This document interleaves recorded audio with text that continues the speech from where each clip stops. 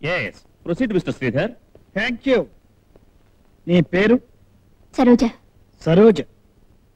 Miss Saroja, you are beautiful and lovable. I love you.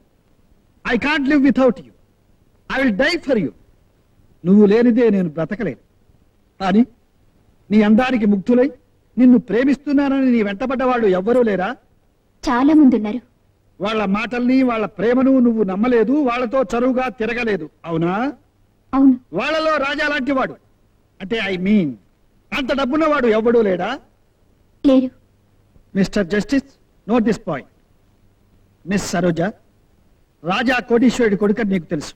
తెలుసు. అతని అంతస్తుకు నువ్వు ఏమాత్రం సరితూగవని కూడా నీకు తెలుసు. తెలుసు. అయినా అతను నిన్ను ప్రేమిస్తున్నాడని, పెళ్లి చేసుకుంటాడని నువ్వు నమ్మావు. నమ్మాను. పిచ్చిగా నమ్మాను. గుడ్డిగా నమ్మాను. కారణం? ప్రేమంటావు, పిచ్చంటావు. All right.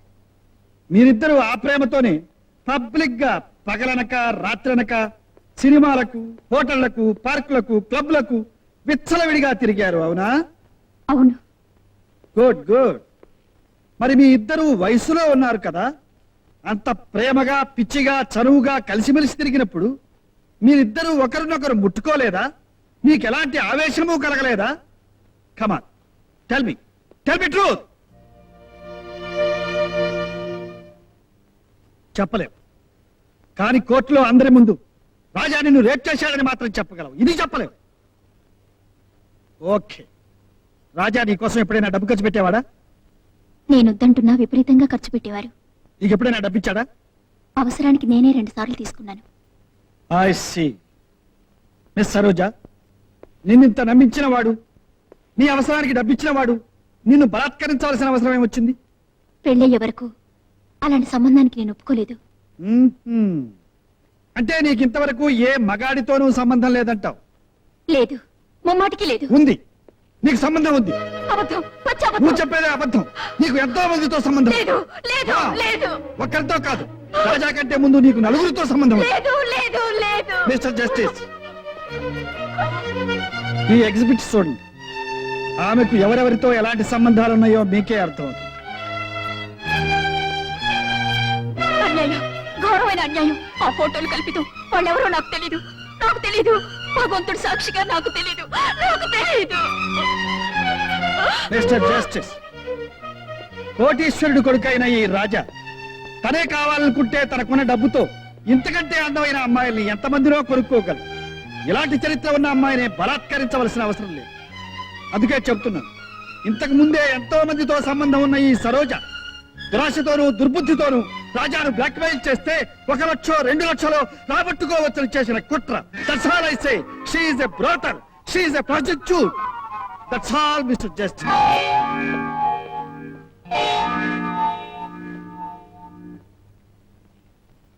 రాజా మిస్ సరోజను మానభంగం చేశాడని చేసిన ఆరోపణ అబద్ధమని కోర్టు వారు నమ్ముతున్నారు.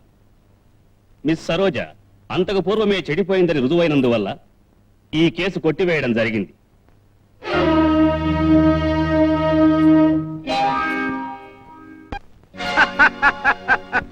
అమ్మమ్మేనల్లుడు, ఎంత ఎదిగిపోయావురా. చెప్తా, నువ్వు లాయర్గా ఉన్నంత కాలం న్యాయాన్ని జడ్జి కాదురా నేను నిర్ణయిస్తాను. చట్టాన్ని నువ్వు బేరం పెట్టు, ఆ చట్టాన్ని నేను కొనుగోలు చేస్తాను. నువ్వు ఎంత వాడమని తెలిస్తే న్యాయం ఎప్పుడో నా జేబులో ఉండేదిరా. చెప్తా. ఏంటంటే మీలో మీరేమో అక్కడేసుకుంటున్నారా? రే గుణిక, ఇంత గొప్ప విషయం నాకు ఇంతవరకు తెలియలేదురా. ఏంటంటే నాకు గొప్ప మేనల్లుడు ఉన్నాడని, వాడు గొప్ప లాయర్ అని, వాడు ఏం చెప్పినా న్యాయస్థానం వింటుందని, ఇహ నుంచి దత్తుడు ఎవరిని పాతి పెట్టినా ఎవరిని హత్య చేసినా పర్వాలేదని, న్యాయాన్ని ముక్కుకు తాడేసి ఇష్టం వచ్చినట్టు ఆడించొచ్చని చెప్తా. నాకు ఏడిపోతున్నట్టుంది. ఏంటండి ఎందుకురా? మీరు అనుకున్నది ఏది జరగట్లేదు. నేను అనుకున్నది ఒక్కటి మాత్రం జరుగుతుంది.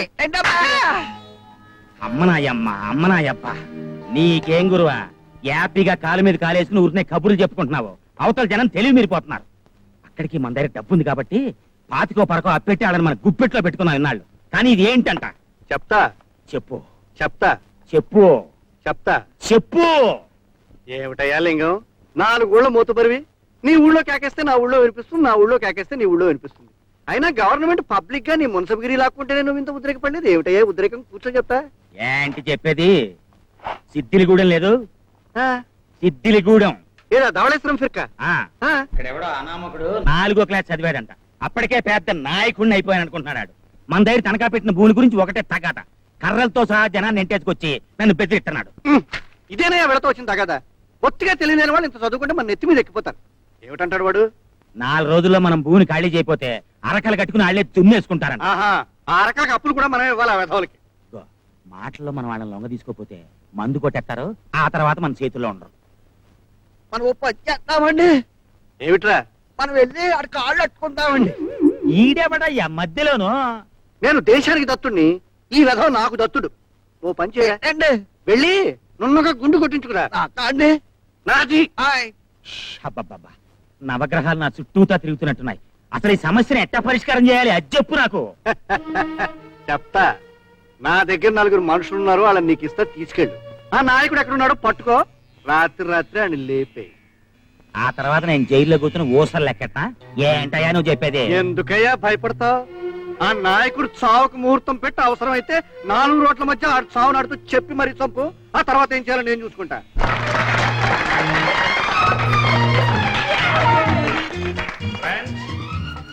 మా శ్రీధర్ తన తొలి కేసులోనే ఘన విజయం సాధించినందుకు బార్ అసోసియేషన్ సన్మానం చేసిందని మీ అందరికీ తెలుసు. అది నాకు చాలా గర్వకారణం. ఆ విజయాన్ని పురస్కరించుకుని ఇప్పుడు ఈ పార్టీ ఏర్పాటు చేశారు. Now, give him a big hand. మరొక్క మాట, మా శ్రీధర్ మీకు లాయర్ గానే తెలుసు, కానీ ఇంత ప్రతిభావంతుడైన లాయర్లో ఒక అద్భుతమైన ఆధునిక కవి కూడా దాగి ఉన్నాడు. ఈ అద్భుతమైన కవి ఒక అద్భుతమైన గేయం రాశాడు. అది నేను విన్నాను. ఇప్పుడు మీరందరూ కూడా వినాలి. Carry on, my boy. పేదలు పేదలు పేదలు ఇటు చూసిన అటు చూసిన ఎటు చూసిన పేదలు దేశమాత వదనంలో మాయని మత్సలు సంఘానికి పట్టిన దీర్ఘ వ్యాధ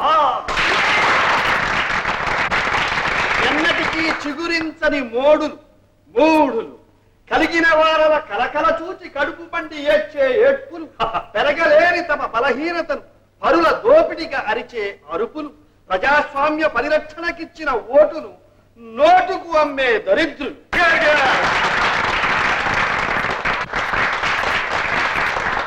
పట్టణాలలో పల్లెటూళ్లలో వీధిలో సందులో కార్లు రైళ్లు బస్సులు బళ్ళు ఎక్కడాగితే అక్కడ మనకు కనిపించే పిచ్చాపాత్ర ఓహో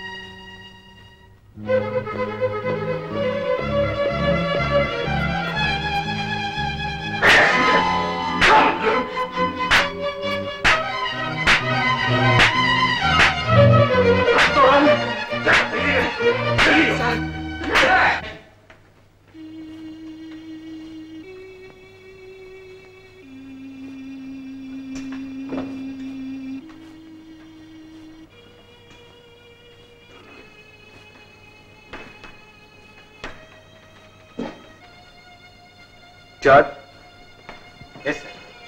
మన డ్రైవర్ పేరు ఏమిటి? చిరంజీవి సార్. అతని అడ్రస్ ఎక్కడ తెలుసా? తెలుసు.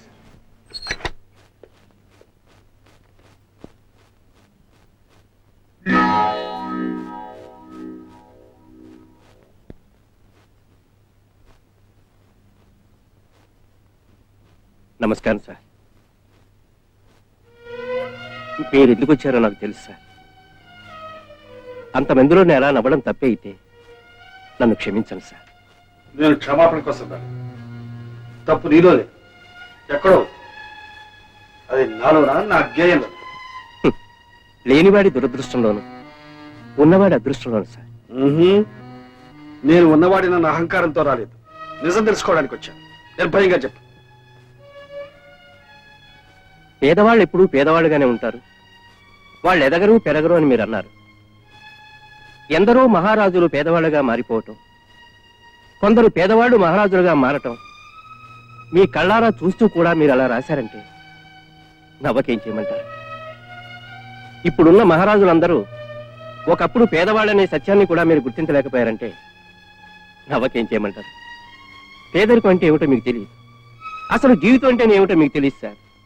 మీరు ఊహించుకున్న ఈ దురభిప్రాయంతోనే మొన్న కోర్టులో మీకున్న తెలివితేటలన్నీ ఉపయోగించి వాదించి ఏ తల్లి కన్న బిడ్డను, పెళ్లి కావలసిన ఆడపిల్లను 10 మంది ముందు పతిత వ్యభిచారిని నిరూపించారు, చప్పట్లు కొట్టించుకున్నారు, పూలదండలు వేయించుకున్నారు.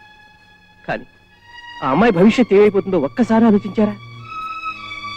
ఆ అమ్మాయి అలాంటిది కాదని మీకు తెలిసిన రోజున నాశనం అయిపోయిన ఆమె జీవితాన్ని మీరు బాగు చేయగలరా? వ్యభిచారిణి అని ఆమె కంటకట్టిన పట్టాన్ని మీకిచ్చిన బిరుదులతో తుడిచిపారేయగలరా? చేస్తా, తప్పకుండా చేస్తా. కానీ ఆ అమ్మాయి అలాంటిది కాదని నువ్వు రుజువు చేయగలవా? తప్పకుండా చేస్తాను. ఆ అమ్మాయి నీకు తెలుసా? ఆ అమ్మాయి నాకు తెలియదు, కానీ ఆ రాజా, ఆ లోపర్, ఆ మదించి నాబోత నాకు బాగా తెలుసు. వాడు రోజు ఆడే ఆటలు నాకు తెలుసు. వాడు ఎప్పుడు ఎక్కడ ఏం చేస్తుంటాడో నాకు బాగా తెలుసు. Cheers. Oh, come on, beauty. Please come on. Devya. Hi Raja. Oh, you're here. Please come on. Oh, one more beauty is here. Oh, the great criminal lawyer, Mr. Sridhar. Welcome, రండి. నేనే మీకు బ్రహ్మాండమైన party ఇవ్వాలనుకున్నాను, మీరే వచ్చారు. అంటే మనమంతా ఒకే class, ఒకే race. అందుకే నా కేసు గెలిపించి మన క్లాస్ గౌరవాన్ని నిలబెట్టారు. కానీ సార్, లాలో మనలాంటి వాళ్ళకి ఇంత సేఫ్టీ ఉందని రేప్ మాత్రమే కాదు, మర్డర్ చేసి కూడా డబ్బుతో తెలివితో ఈజీగా తప్పించుకోవచ్చని ఈ రోజే తెలుసుకున్నాను సార్. బద్మాష్! నీకు ఈ రోజే తెలిసిందా? నాకు ఇప్పుడే తెలిసిందిరా. స్కౌంట్! తప్పుడు సాక్ష్యాలు, తప్పుడు ఫోటోలు ప్రొడ్యూస్ చేసి ఆ అమ్మాయినే కాదు నన్ను కూడా మోసం చేశావు. స్కౌంట్! స్కౌంట్! సార్, నన్ను మీరు ఇన్సల్ట్ చేస్తున్నారు. ఇన్సల్ట్ కాదురా, నిన్ను హ్యాక్ చేయాలి. తెలిసి నువ్వు తెలియకుండా నేను చేసిన ద్రోహానికి ఆ అమ్మాయి జీవితం బలికేవడానికి వీల్లేదు. కమాన్, వచ్చి పెళ్లి చేసుకో. కమాన్, కమాన్. అలా ఆయనే చంపాడమ్మా నా కూతుర్ని. అమ్మా సరోజ అది కోర్టులో చెడిపోయిందని చెప్పినప్పుడే చచ్చిపోయిందమ్మా. అమ్మా సరోజ నా తల్లి, అలా ఆయనే చంపాడమ్మా నా కూతుర్ని. అమ్మా సరోజ, అమ్మా సరోజ, నా బిడ్డ చచ్చిపోలేదమ్మా. అలా ఆయనే చంపాడమ్మా నా బిడ్డను. అమ్మా సరోజ, నా బిడ్డ రత్నం లాంటిదమ్మా. దాని మీద నిందలు వేసి దాని ఉసురు పోసుకున్నాడమ్మా లాయరు. అమ్మా సరోజ, నా తల్లి. అమ్మా.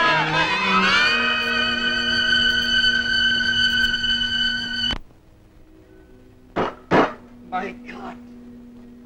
తెలియక చేసిన నేరం నేరం. నా నేరానికి శిక్ష ఈ పుస్తకాల్లో లేదు, చట్టాల్లో లేదు, న్యాయస్థానాల్లో లేదు.